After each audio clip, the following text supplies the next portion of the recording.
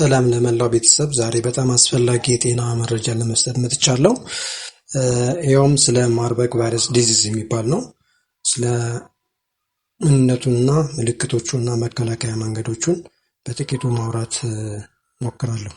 ማርበርግ ቫይረስ እጅግ ከባድ ደም መፍሰስ በሽታ የሚያመጣ ቫይረስ ነው። ከኢቦላ ጋር በአንድ ቤተሰብ ይገኛል። ወይም ደግሞ የፍሎቮ ቫይረስ ከሚባለው ጋር የሚባለው ወይም የሮስቴት ባት የሚባለው ነው። የሚተላለፍበትም ከቫይረሱ ጋር የተያዙ ወፎች ጋር በቀጥታ ግንኙነት ካለ ከቫይረሱ የተያዙ ሰዎች ደም ወይ ሰውነት ፈሳሽ በመንካት በትክክለኛ ያልተዘጋጀ የቀብር ስነስርዓት እና ሌሎች ደግሞ የጤና ሰራተኞች የፐርሰናል ፕሮቴክቲቭ ኢኩፕመንት በደንብ ካልተጠቀሙ ጓንት ሊሆን ይችላል፣ ፌስ ማስክ ሊሆን ይችላል፣ ሙሉ ፕሮቴክቲቭ ወይ መከላከያ መንገዶችን ሳይጠቀሙ ሲቀሩ ሊከሰት ይችላል።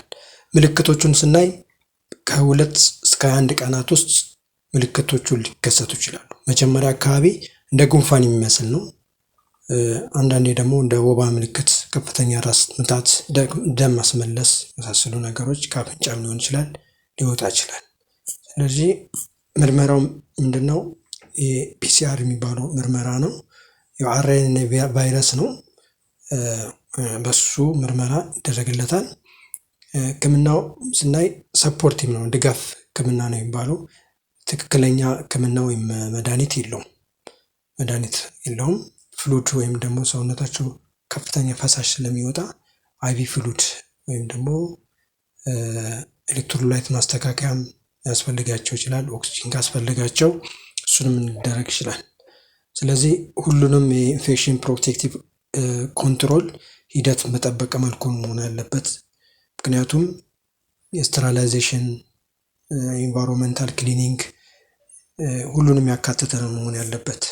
መከላከያ መንገዶች እንግዲህ የወፍ ርቀት መጠበቅ፣ ፐርሰናል ፕሮቴክቲቭ የሚባሉትን ነገር ሆስፒታል ውስጥ መጠበቅ፣ የተያዙ ሰዎችን በፈጣን መልኩ መለየት ሊሆን ይችላል።